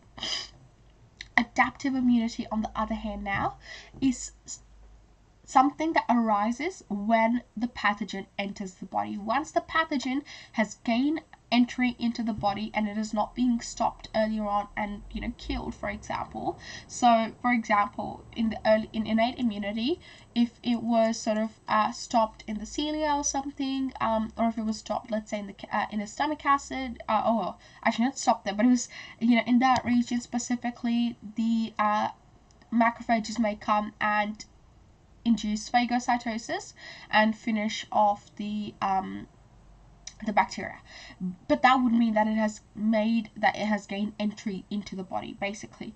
So now adaptive immunity comes into play when the pathogen has gained entry into the body. And there are two main elements that you're always going to remember with this. Those are B cells and T cells. So B for bat, T for toy. So B cells and T cells. And this response, and these cells specifically, are highly specific. This response is specific. It is tailored to the pathogen that enters the body. So it's going to be very specific to that pathogen, because every pathogen is of course different and needs to be dealt with differently, and that is what the adaptive immunity does. The response rate is that primary exposure is slow. The first time that a pathogen enters your body, the response is going to be slow, and I'm going to explain in 1 second why that is. However, the second time that pathogen enters the body, the response is going to be a lot faster, and that is because the adaptive immunity has immunological memory. The B cells and T cells actually remember how they dealt with a specific pathogen. And so our keywords here are that it's adaptive, it is highly specific, it has immunological memory. Okay, so now we come to the really important part, which is the third line of defense. Like I said, there are two main cells that are involved. There are the B cells and the T cells. The B cells are involved in what we call the antibody-mediated immunity. So I would definitely jot this down. the B cells are involved in the antibody-mediated immunity, and that is also known as humoral immunity. So humor and then AL, humoral immunity. And what happens is we've got two types of B cells. So B cells differentiate into two types of cells. They differentiate into either plasma cells, which provide immediate protection. It secretes loads of antibodies, and it has same specificity as the parent cell. What does that mean? So let me just take one step back. When a cell, every cell has antigens on it. Antigens, and especially the antigens, is basically, you know, these sort of these signs on the surface of the cell, these little like receptors on the surface of the cell that tells the body that either these cells are foreign. So if you've got a pathogen, the body will recognize its antigens on the cell surface and go, oh, that's not from our body, that is from somewhere else. But the other cells in our bodies would have antigens that the body recognizes as self, right? Okay, this is my cell, I don't have to attack it. The immune system goes, I don't have to attack it because it is my cell. But in some cases, you know, we like if you would have heard about autoimmunological diseases, and that happens because the body is not able to recognize its own cells as like self cells, and that is why they attack those cells. So that happens with, for example, with type 1 diabetes with insulin cells, or the cells that produce insulin. But anyways, let's take one step back again. So what are antigens? Antigens are receptors on the surface of a cell that allow the body to recognize foreign cells versus self cells. So cells that are from your own body. That is the key here. So for those antigens that are not from your own body, your body, and specifically these plasma B cells, produce antibodies. And what those antibodies do is those antibodies go and bind to the antigen. And that is basically a way of flagging to the rest of the important cells, hey, I found this specific pathogen in the body. I've recognized that you know, it has different antigens. We've recognized that, and now we've made an antibody to it. So far, just keep that in mind. So the key words here are antigens and antibodies. So plasma cell provides immediate protection and secretes loads of antibodies to provide that immediate protection. We will talk about, you know, that's not the whole process, it's a simplified process. We will go into it, but just for now, bear with me. So that's plasma cells. The second type of cell that the B cells differentiate into is memory B cells. Memory B cells, these are the cells that remember what the antibody produced was to that specific antigen. So these cells remember, you know, that, oh, this is the antigen and I have produced this antibody to it, so I need to remember. These cells do that remembering. And so the next time, if you get that same pathogen, if it comes back, these are the cells that are going to go, oh, I already have the antibody for it, let me go deal with it. Which is why that secondary exposure to a pathogen is faster, because we already have the antibodies ready to go. So that's that. They also remain, like I said, they remain in circulation to allow for a quicker and stronger response upon reinfection. So that's the B cells. They are responsible for humoral. Let me write it down. Oh, I cannot write like that. Please excuse my handwriting. So these are humoral.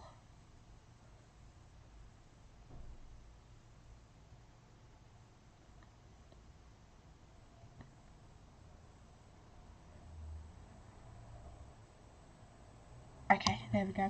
Sorry, that took a lot of concentration. So yeah, so B cells are responsible for antibody-mediated immunity or humoral immunity. That is the role of the B cells. Now let us look at the T cells. I'll try and draw like a line in between here. Okay, cool.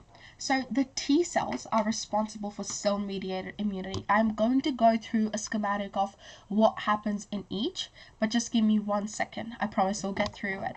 But first, you need to know what these players are. So with B cells, there are two main players. B cells differentiate into plasma cells and memory B cells. T cells. They are responsible for cell-mediated immunity. And the way I like to remember these different types of T cells is to think of it like a friend group. Yep, so I like to think of it as a friend group. So we've got 4 types of friends. We have firstly the helper T cells. These helper T cells play a huge role in helping out the other white blood cells, including the B cells. And what they do is they secrete cytokines to help coordinate the immune response. So once they latch on to the pathogen, they secrete cytokines to then go ahead and like tell everyone, hey, there's a pathogen here, I found it, come along, we need to do the whole immune response. So I like to remember the helper T cells as like the kind, helpful friend in the group. That's like really sweet. That's how I like to think of the helper T cells. So that's the helper T cells. Then we've got the cytotoxic killer T cells. I love the name. I think it's such a strong name. And these are basically the cells that cause destruction. They release cytotoxins which kill target cells by triggering apoptosis. So they see a cell, they don't think, they go ahead and they kill. That is what these cells do. That's why they're destructive. And I like to remember the cytotoxic killer T cells as like the really, the really angry friend of the group, the friend that's always like ready to go ahead and fight. I like to remember it as like that friend of the group, the cytotoxic killer T cells. It's a killer T cell. It's going to go ahead and cause destruction. Then we've got the suppressor T cell. What the suppressor T cell does, as you can see in the name, is that it controls the immune response by basically controlling and suppressing the activity of the other T cells. Most importantly, the cytotoxic killer T cell. It tells the cytotoxic killer T cell to suppress its activity.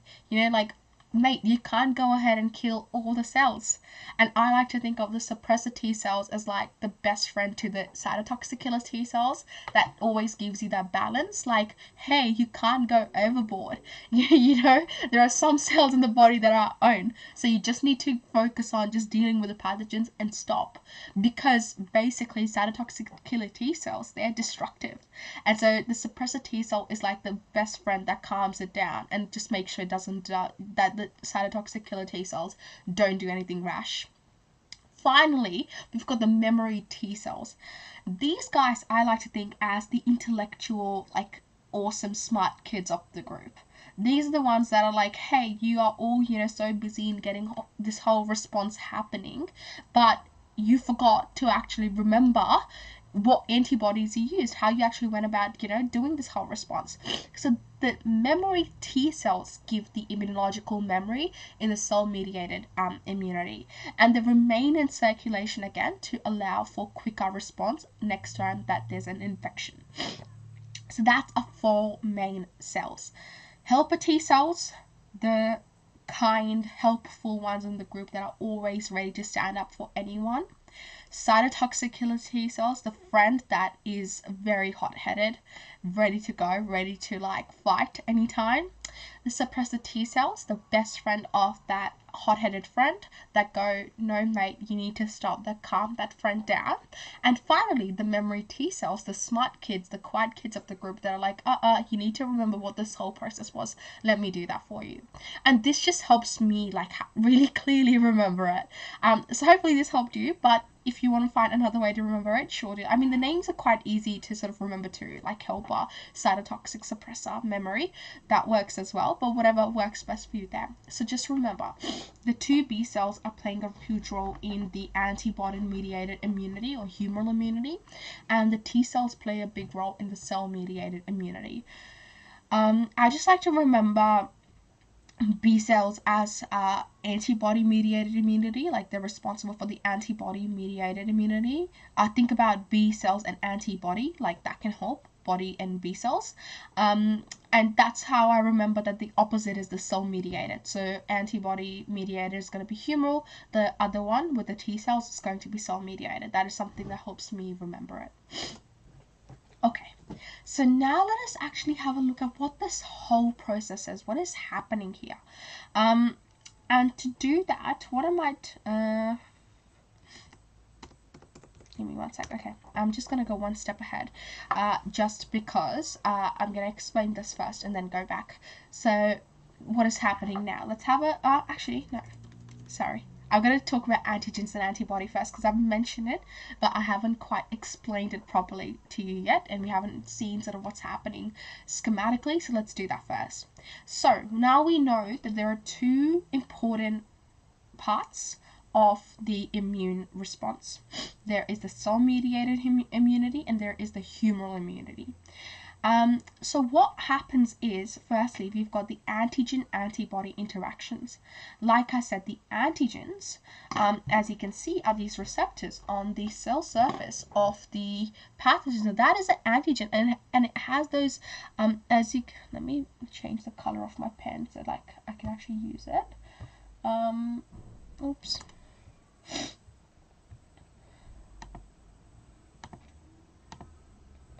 Okay, let's do green. So as you can see, it has this this triangle, you know, these shapes here, right? So it's got those shapes. That's the antigen. Now those shapes there, those and then those are the antigens that are found on the surface of the cell. Then we've got the antibodies, and there are three types of antibodies that you can see here, each for a different type of antigen space. They all have different antigen binding sites. So this is the antigen binding site, as you can see, and they're all different for the different types of antigen. And this process is called the clonal selection.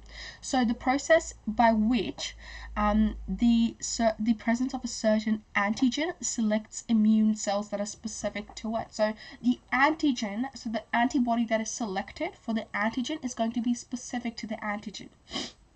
And this process gives us the adaptive immunity response that is specific to the pathogen. And this is like evolution, but for B and T cells.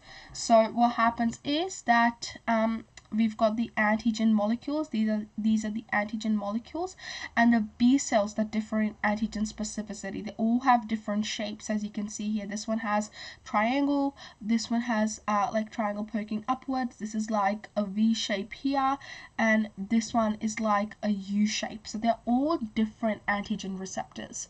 And what happens is, sorry, these are all different antibodies. Sorry, and what happens is when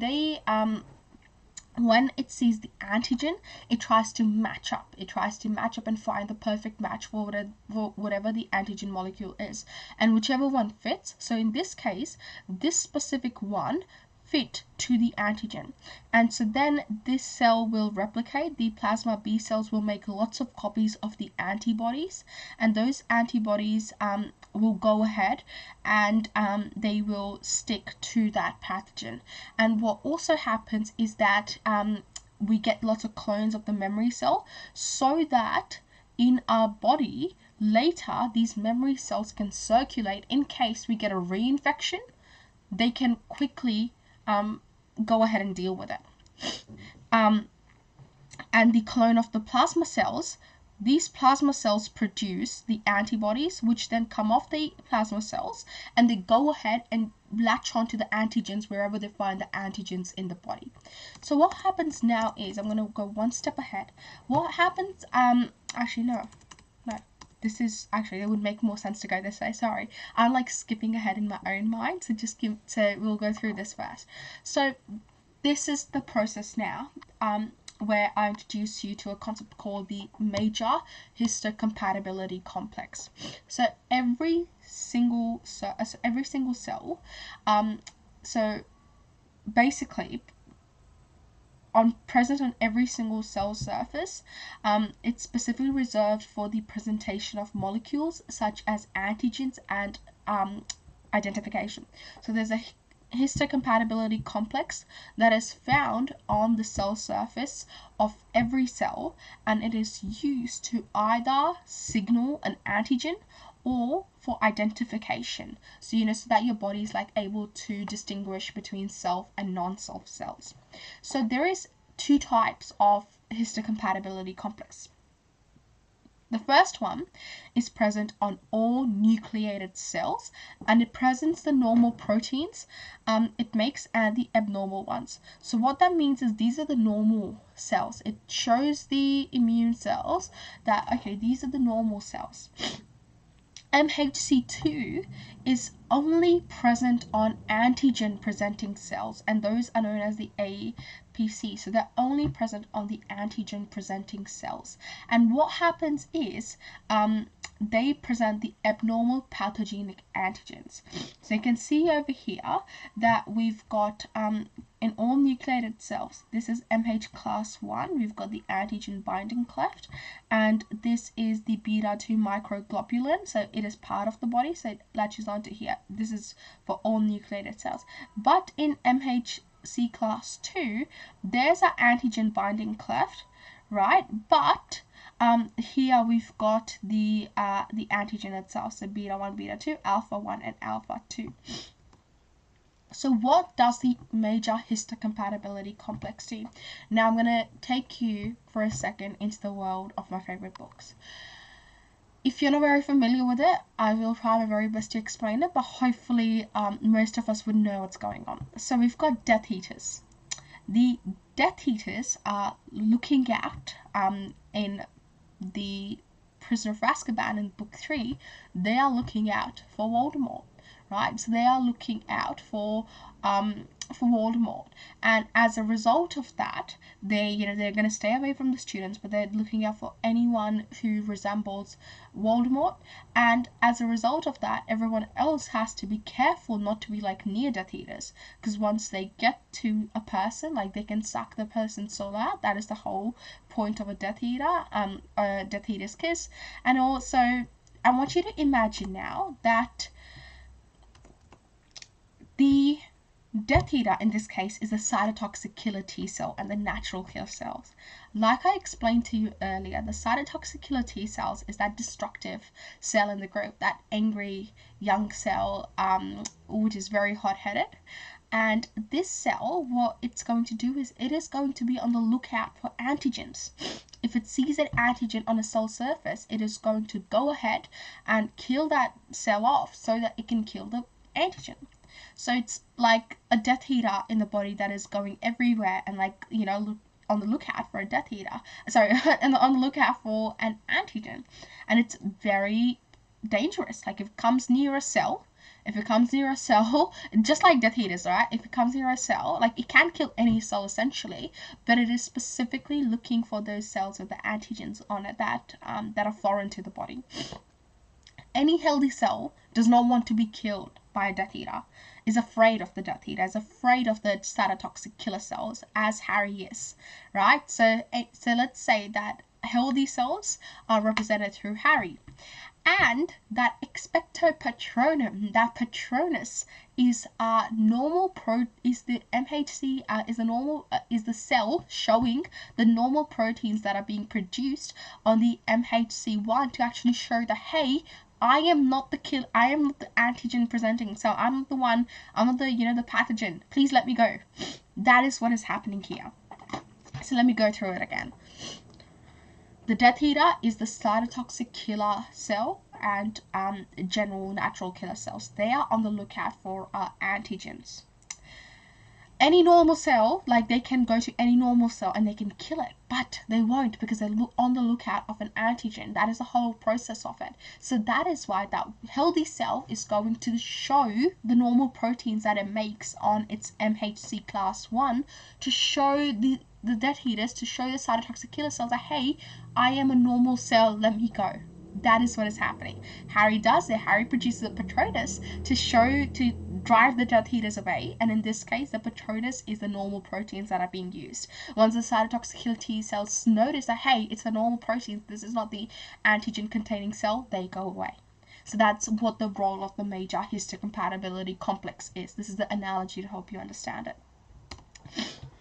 So let us now focus on the big idea of what is actually happening. So I've talked about what happens in the cells. I have talked about basically, I've talked about what is happening. I have talked about the big idea of the individual cells. Now let us look at what happens as a whole. So let me walk you through this process. I'm going to make sure that my annotations are not messy, that you can read this. So let me walk you through this process and follow along with me. These slides are here for you. If you want to go ahead later and like write down step by step what happens, that would be really helpful, I believe. So we've got a pathogen, right? That's our pathogen. And this is the antigen that is being presented on its surface. Every cell will present an antigen on the surface. Normal cells present like the proteins they make to show that they are cells, right? Like our normal cells will show our immune systems that, hey, we belong to this body by showing us the proteins on the MHC class 1. With pathogens, they are going to show the antigens.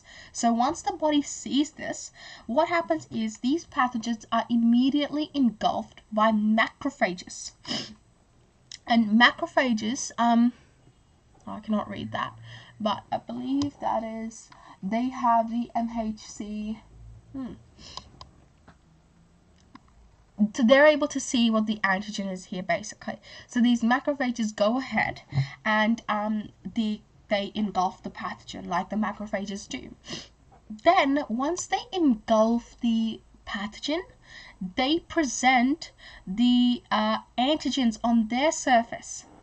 So this is where now, this is the MHC class 2 presenters, basically. These are the MHC2 class 2 presenters. So what happens is they eat the pathogen up and then they present the antigens on their surface. Right there. And then interleukins, which are like proteins in the body, they call helper T cells and B cells to the site of infections. Then macrophages, they present these antigens here, and basically we've got antibody mediated immunity here and cell body mediated immunity here. And what happens is, let me change my ink color.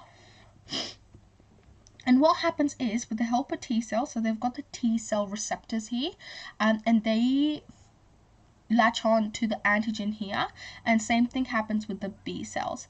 The B cell will then differentiate into plasma cells and memory B cells. The memory B cells are going to store, they're going to be stored in the lymph nodes, and the next time that this pathogen comes back, they're going to be circulating and immediately jump to action.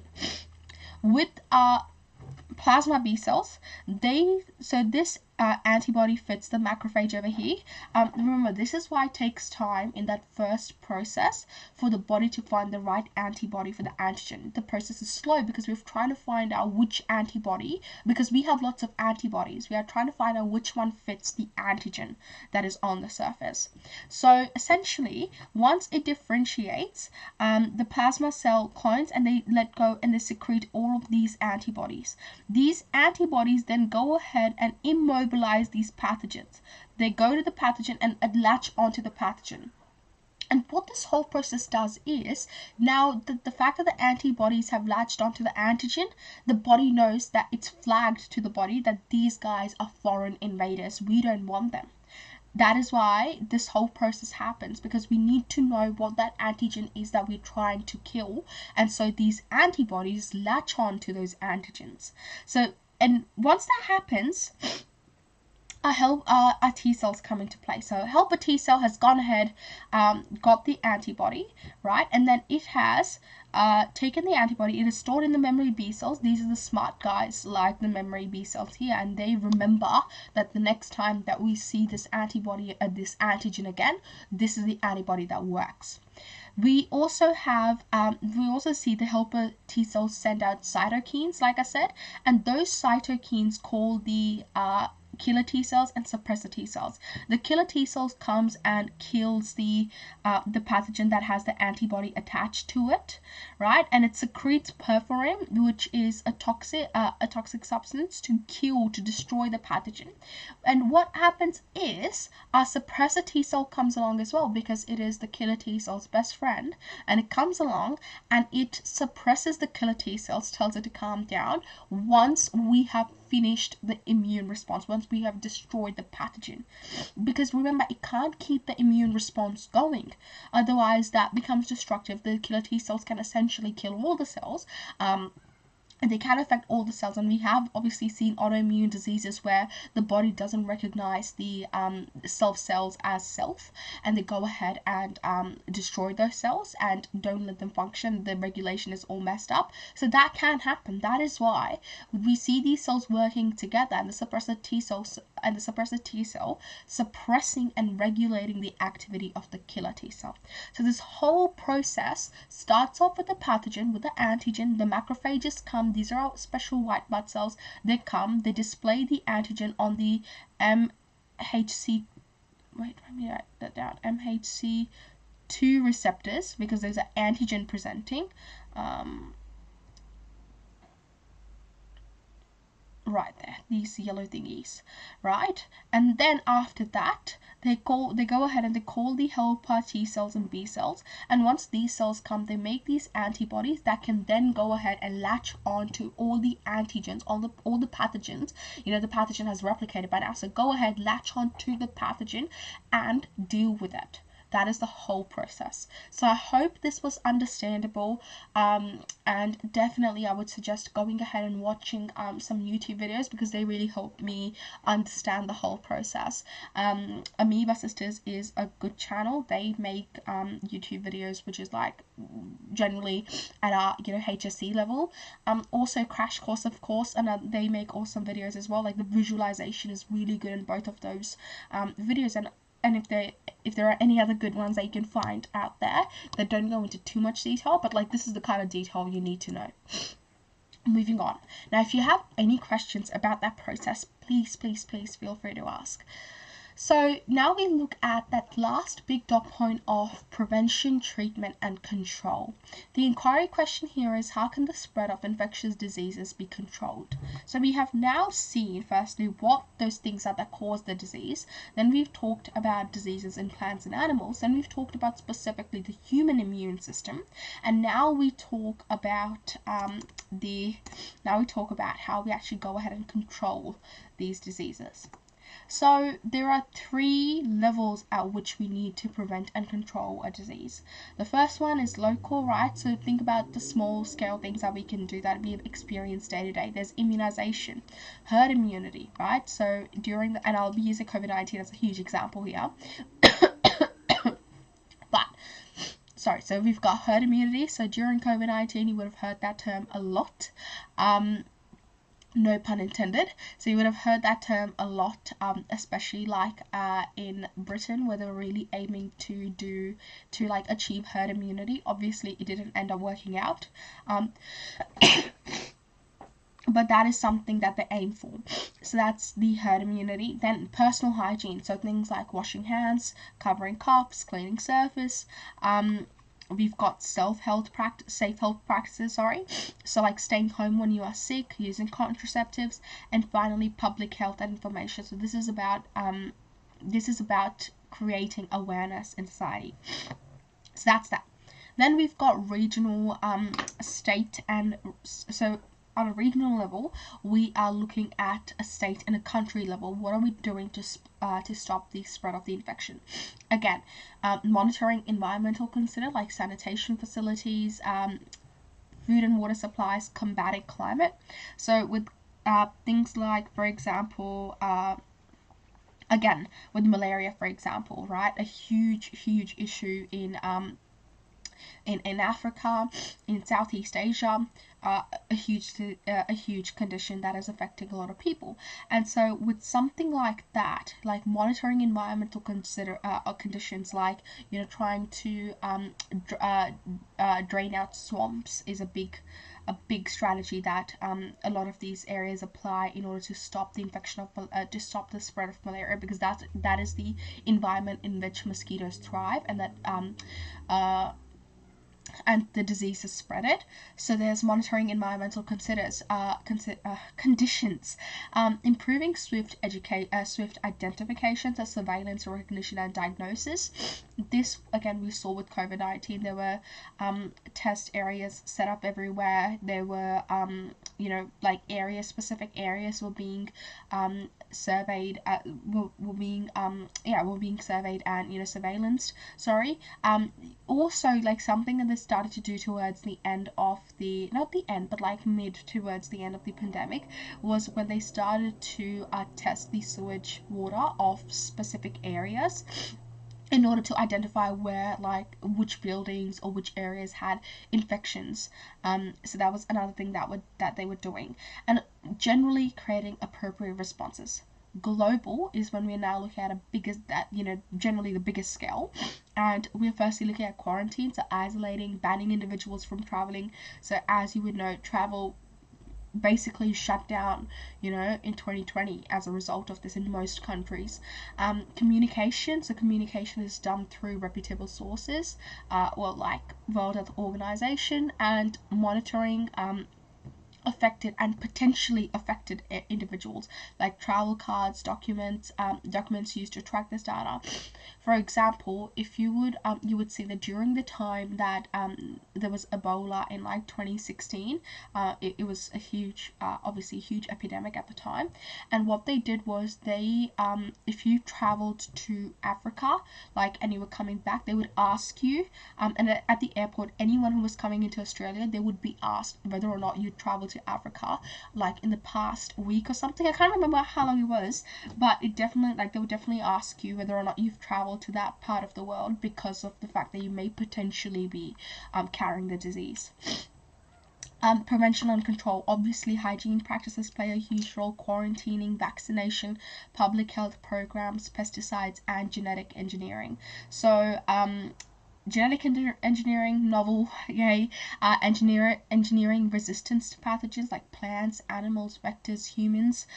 You would see that there has been some scientific research and development surrounding, like, having mosquitoes, like engineering mosquitoes that don't have, like, that can not have, or rather that are resistant to the Plasmodium protozoa, and they have like red eyes. There had been some research into it recently. I can't remember when that was, but there was research into it.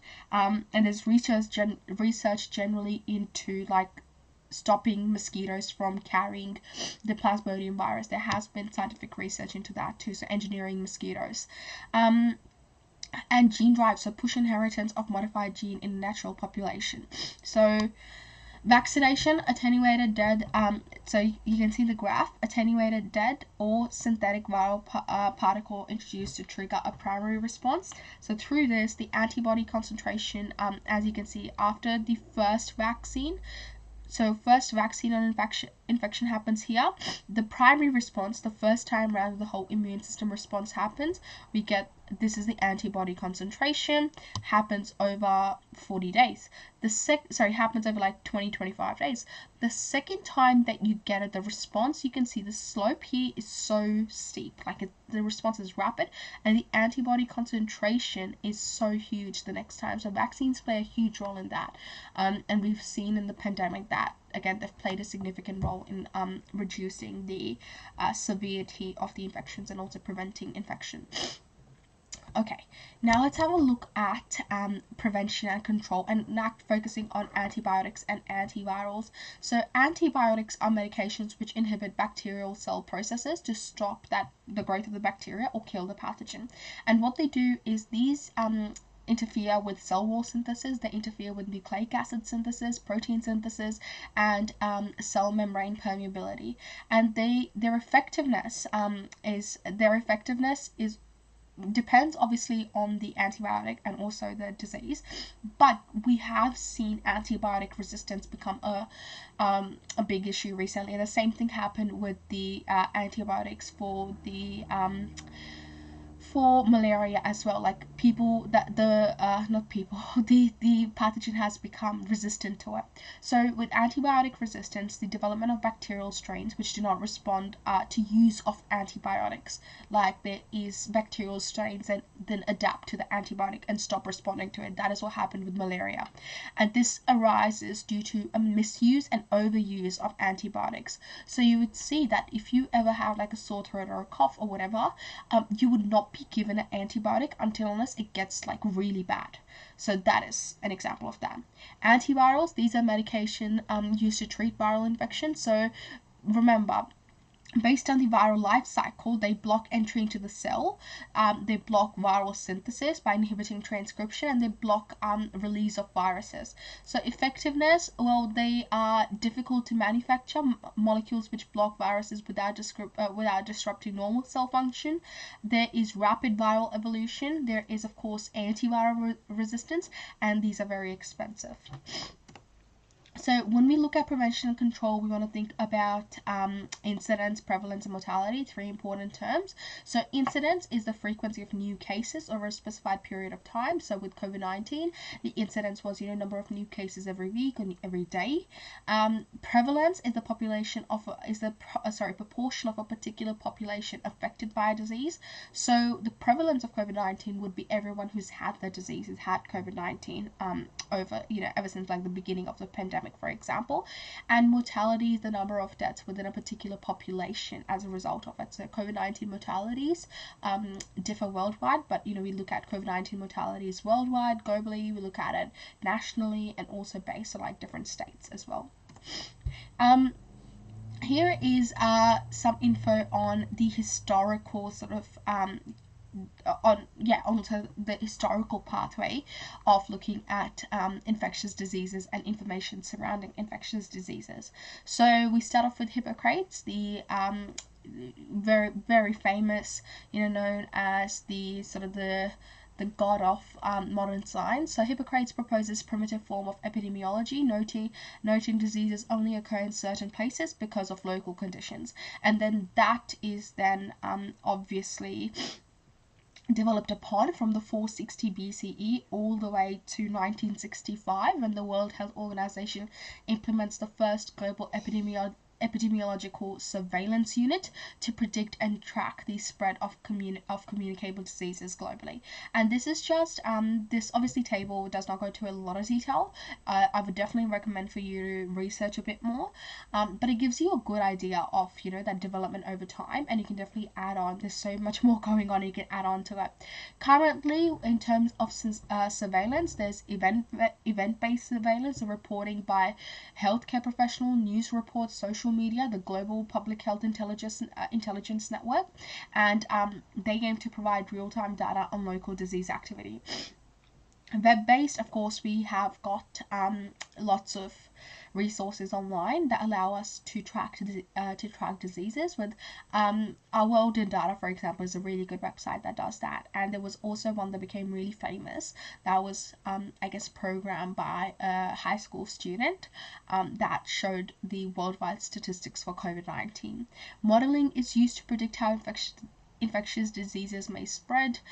We saw a lot of this in COVID-19, where they actually showed models on what would happen if vaccinations weren't rolled out in a way, or what would happen if masks weren't made mandatory. So we've seen a lot of that. Looking now at bush medicine. So bush medicine considers traditional skills and practices which were used by the Indigenous Australians to maintain their level of health, and they use native flora and fauna, and also preventative and diagnostic treatments in order to treat diseases, and they also focused on the treatment of mental illnesses. So considering a holistic view of health is important, and appreciating the cultural knowledge and traditional knowledge systems that have existed long before modern medicine has come in is also very important. So national Aboriginal health strategy is not just physical well-being of the individual.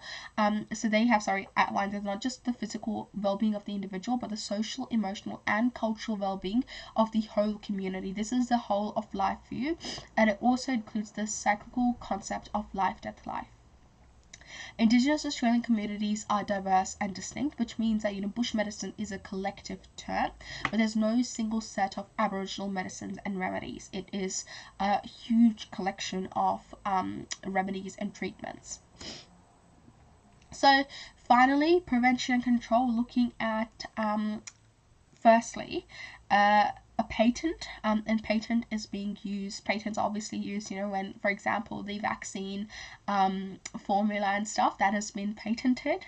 Different companies have patented their different molecule, or like the different processes, but generally a patent is a legally enforceable right for a device, substance, method, or process. So IP Australia. And why do we have them? Because it means exclusivity, and so your intellectual property cannot be copied.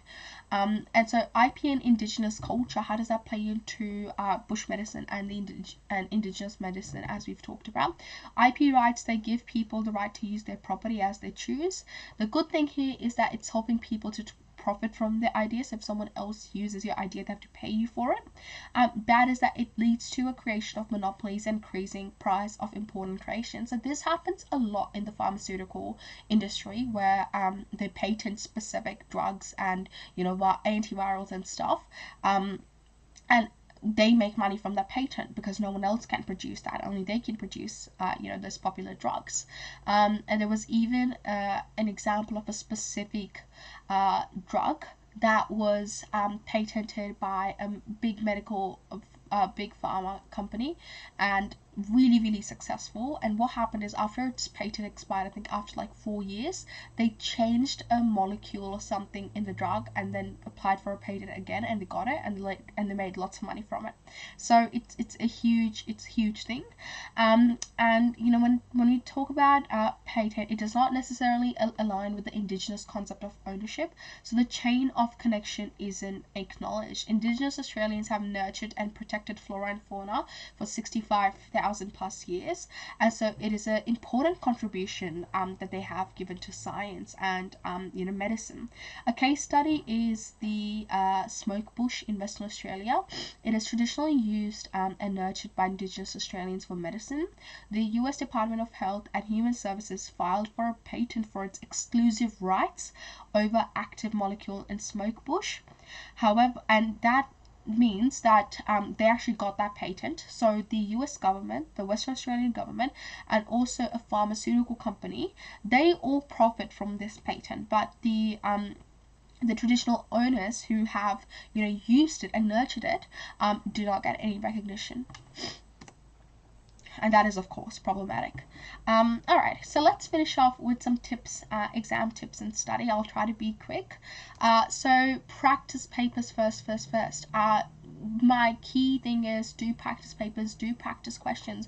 There can be, if you're running out of time, I personally put the two together. So if I felt like there were notes that I needed to make, I would make that notes to a practice question. So if one of them, like example, is that example for like a named plant. So I wanted to consolidate my notes. I got a question which was like name a Australian plant, whatever, and then I just wrote like my notes to it and developed an answer to it.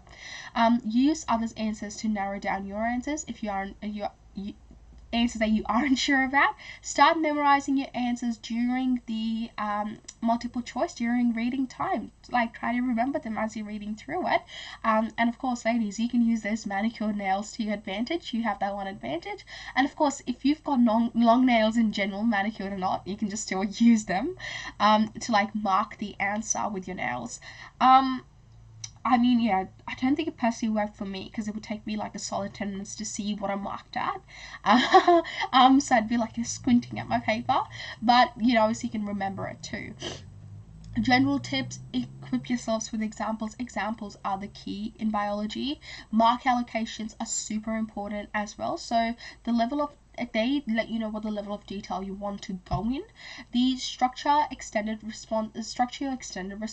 So for your 8, 9, 10, even 6, 7 markers, structure is important. You want to guide your marker through your writing. You don't want to just, regurgitate everything on the paper. You need to make your arguments clearly. So there's nothing worse than making an examiner wade through a pile of alphabetic soup.